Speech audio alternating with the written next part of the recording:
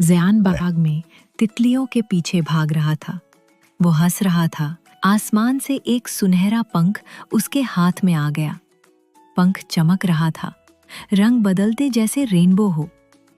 ज़ियान ने कहा, काश मुझे कोई जादुई सफर मिल जाए। अचानक हवा चारों तरफ घूमी और वो ऊपर उड़ने लगा। बादल हटे, जैसे किसी ने पर्दा हटा दिया। ऊपर रोशनी का रास्ता बना। ज़ियान उस पर चला और उड़ती ख्वाबों जैसी दुनिया में पहुंचा। बड़े फूल गा रहे थे। गुलाबी रुई जैसी भेड़ें बादलों पर उछल रही थीं।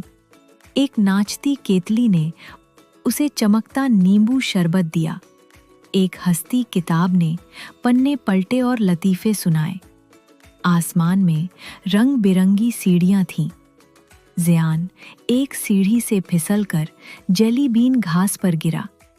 एक रोशन दरख्त खुला, अंदर सितारों जैसे फल थे। एक चश्मा पहने उल्लू बोला, एक ख्वाहिश करो फिर वापसी। ज़ियान ने पंख पकड़ा और आंखें बंद कर ली।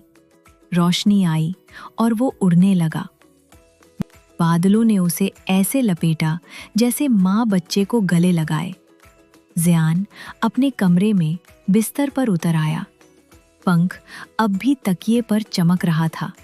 हर रात वो रोशनी देता है, अगली ख्वाहिश का इंतजार करता।